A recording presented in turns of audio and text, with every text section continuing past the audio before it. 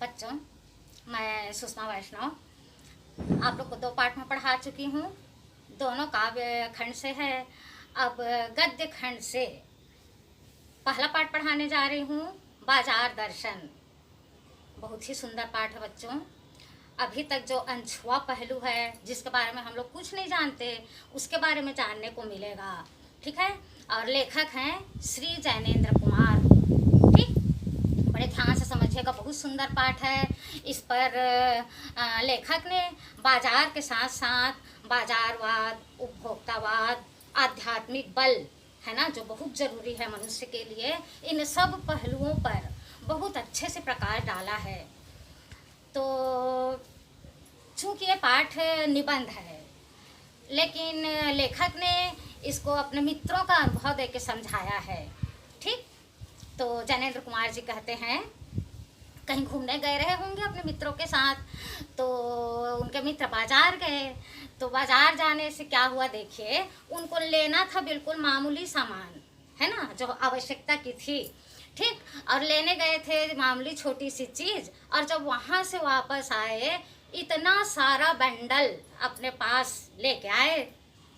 अब लेखक चौंक गए। वो बोले, ये क्या, एक चीज़ लेने गए थे और ये सब क्या? तो वो बोलते हैं, ये सब मेरी पत्नी के कारण है। तब पूरा पूरा दोष अपनी पत्नी के ऊपर आरोपित कर दिए। ठीक है। ऐसे भी देखना, सामान्यतः जो मम्मी लोग होते हैं ना घर में, उनको ज़रूरत की बहुत सारी चीज़ें महसूस होती है। मार्केट जाते हैं एक चीज़ लेने के लिए और आते हैं 2-4 चीज़ लेके, है ना। तो जैनेन्द्र कुमार विवेकशील थे, है ना, लेखक बड़े समझदार थे। वो जान गए कि ये पत्नी के कारण नहीं, इनका परचेजिंग पावर है। परचेजिंग पावर मीन्स पैसे की गर्मी। ठीक, तो इसमें क्या होता है, देखिए, पैसे की गर्मी, जब हमारे पास पैसा रहता है, ठीक है, तो हम बाजार जाते हैं तो आवश्यकता की वस्तुओं को तो भूल जाते हैं, लेकिन और चकाचौंध, बाजार की चकाचौंध से, जादू से आकर्षित होकर और बहुत सारी वस्तुओं को खरीद के आ जाते हैं, है ना।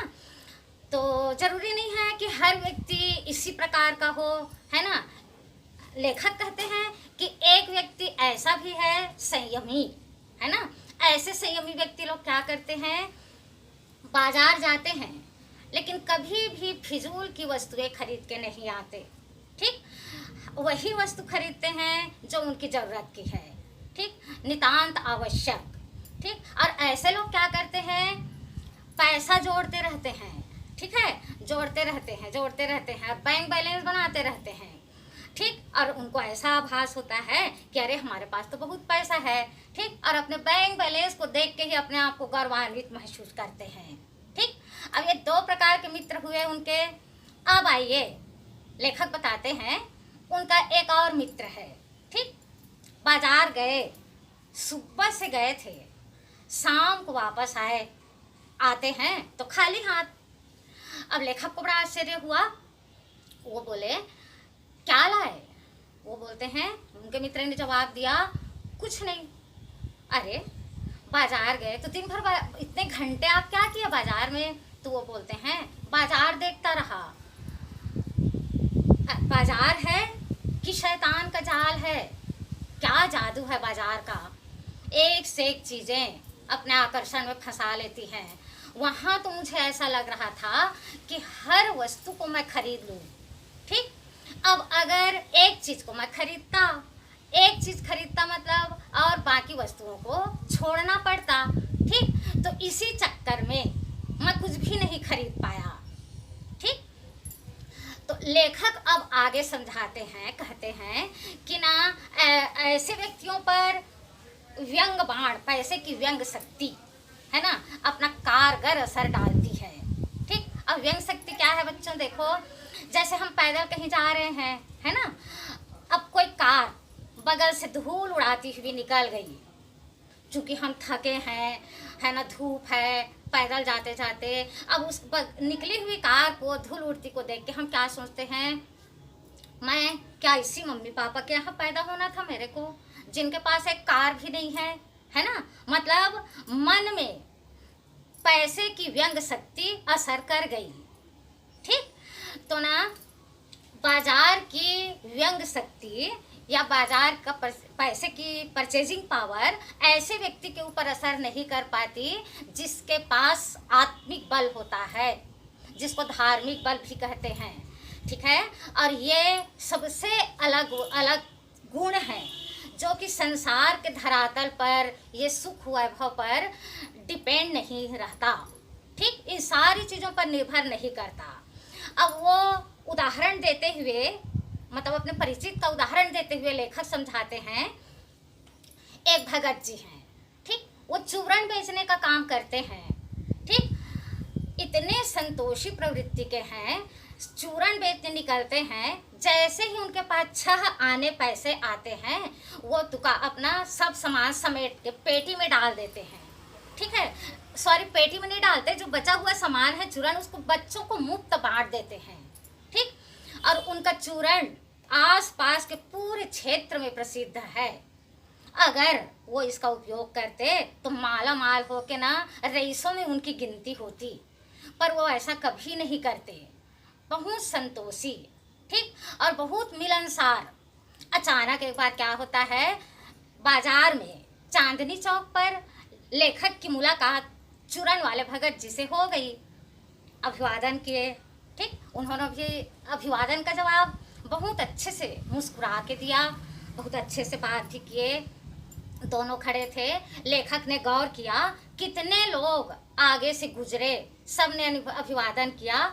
कई लोगों को भगत जी, चूरण वाले भगत जी स्वयं ही अभिवादन किए, मतलब अभिवादन लिए दिए। ठीक, और बाजार सजा सुजाया खड़ा था, चांदनी चौक, भीड़ भाड़ भरी हुई जगह है ना, एक से एक चीजें अपने आकर्षण में ना बांध रही थी, है ना। कई लोग तो भौचक्के किसी वस्तु को देखते ही खड़े थे। ठीक, लेकिन भगत जी के साथ ऐसा कुछ नहीं हुआ। वो हर चीजों को मुस्कुराते हुए देखते, सीधा पंसारी की दुकान में गए।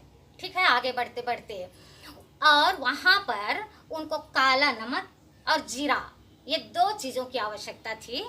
बस दोनों वस्तु वहाँ से खरीदे और दोनों सामान लेके बड़े खुशी से वापस आए। आते आते बाजार को देखते रहे, उनका मन बहुत आनंदित था। वो सोच रहे थे ये सारी वस्तुएं हैं जिसकी आवश्यकता की ये वस्तुएं हैं, उन लोग खरीद के ले जाएंगे, है ना। कितने खुश होंगे अपनी ज़रूरत की चीज़ें पाकर। ये सब सोचते सोचते मंद मुस्कान के साथ भगत जी वापस आए। ठीक, तो देखो बच्चों, अलग अलग प्रकार के लोग होते हैं, सबकी अलग अलग प्रवृत्तियां होती हैं, है ना। लेखक ने सबके गुणों पर भी गौर किया है, उल्लेख किया है। अब यहाँ पर वो ये समझाने का प्रयास करते हैं कि भगत जी शायद निरक्षर थे, पढ़े लिखे नहीं थे, है ना। और हम आप लेखक उनके सामने में कितने विद्वान हैं, है ना, अपने आप को कितना ज्ञानी बताते हैं, लेकिन उनके पास जो ये आत्मिक बल है, ठीक, उसके सामने हम लोग बिल्कुल तुच्छ हैं, नगण्य हैं। ठीक, आप लोगों ने ऐसे लोगों को देखा होगा ना, जिनके पास बंगले हैं, गाड़ी है, मोटर है, कार है, नौकर चाकर हैं, कुछ कमी नहीं है, ऐश्वर्य से संपन्न, वैभव से संपन्न, फिर भी मन में अशांति रहती है, कभी प्रसन्न चित्त दिखाई नहीं देते। ठीक है, तो ये आध्यात्मिक जो ताकत है, जिसको स्पिरिचुअल पावर कहते हैं, इसका संबंध सांसारिक सुख वैभव से नहीं है, है ना। ये सिर्फ और सिर्फ जितनी भौतिक वस्तुएं हैं, इसको त्यागने से ही प्राप्त हो सकती है। और ये हमारा पहला कर्तव्य ये होना चाहिए कि जो अपनी आवश्यकता की वस्तुएं हैं, बस वही हमारा लक्ष्य होना चाहिए। ठीक है, पुराने ज़माने में देखा है ना, आप लोगों ने पढ़ा है वे शास्त्र पुराणों में, बड़े बड़े ऋषि मुनि कितने प्रसन्नचित्त रहते थे। ठीक है, कुटिया में रहते थे, कोई भी फैसिलिटी की वस्तुएं उनके पास रहती ही नहीं थी, फिर भी कितने प्रसन्नचित्त रहते थे प्रकृति के साथ, है ना। तो ये सारी बातों को जैनेंद्र कुमार जी ने बहुत अच्छे से व्याख्या करके समझाया है। जिसके पास आत्मिक बल है ना, वही सही मायने में मनुष्य है। ठीक, उसी के पास मानवीय गुण है। तो देखो बच्चों, जो ऐसे व्यक्ति हैं, बाजार जाते हैं किंतु बाजार के जादू में चकाचौंध में फंस जाते हैं, ठीक है, और अपने आवश्यकता की वस्तु को भूल के अनावश्यक वस्तु को खरीद के ले आते हैं। ऐसे लोग बाजार के लिए बाजारूपन को बढ़ावा देने वाले हैं। ठीक, अब बाजारूपन क्या है? सच्चा जो लाभ है बाजार को, वो बाजार को नहीं मिल पाता, जिससे हमारे देश की अर्थव्यवस्था डगमगा जाती है ना। तो इसमें सबसे पहली बात यह है कि हम बाजार को सार्थकता प्रदान करें। ठीक, और सार्थकता प्रदान कैसे करेंगे? हमारा लक्ष्य सिर्फ हमारी आवश्यकता की वस्तुएं, ठीक, किसी प्रकार का न तो संग्रह की जरूरत, न तो दिखावा, कुछ नहीं। दिखावा करने से मतलब सद्भावना घटती है ना। और सद्भावना कैसे घटती है? देखिए, ग्राहक और व्यापारी दोनों क्या करते हैं? अपने अपने लाभ को देखते हैं। व्यापारी ग्राहक को ठगने की ताक में रहता है और ग्राहक व्यापारी को ठगने की ताक में रहता है ना। तो यहाँ पर दोनों एक दूसरे का शोषण करने लग जाते हैं। या तो वो अपना लाभ स्वार्थ सिद्ध करेगा, अपना लाभ प्राप्त करेगा, या तो ये, है ना। और इससे क्या है? सद्भावना घटती है, कपट बढ़ता है। ठीक, अब कपट बढ़ने से क्या होता है? शोषण होता है। ठीक है, जो निरपराध है ना, ऐसे लोगों का शोषण होने लग जाता है। अब जब शोषण होता है तो इसका सीधा सीधा प्रभाव हमारे अर्थव्यवस्था पर पड़ती है ना। और हमारी अर्थव्यवस्था डगमगाने लग जाती है। फिर ये जो है अर्थशास्त्र नहीं, ये अनीति शास्त्र बन जाता है। मतलब ये किसी के हित में नहीं रहता, ना व्यापारी के हित में, ना ग्राहक के हित में, ना आम जनता के हित में, और ना तो अपनी आर्थिक ढांचा तैयार करने में भी, है ना। तो अब कभी भी हम बाजार जाएं तो सिर्फ हमारा लक्ष्य हमारी आवश्यकता की वस्तुएं खरीदने में ही हो, ताकि हम अर्थव्यवस्था को सक्षम बनाने में एक अच्छे नागरिक की भूमिका अदा कर सकें। ठीक है बच्चों, और अगर आप लोगों को किसी प्रकार का कुछ भी डाउट रहता है तो आप कमेंट्स करके अवश्य पूछिए। ठीक है, और हमारे चैनल को सब्सक्राइब अवश्य कीजिए ताकि प्रत्येक पाठ आप लोगों तक पहुंच सके। ठीक है बच्चों, धन्यवाद।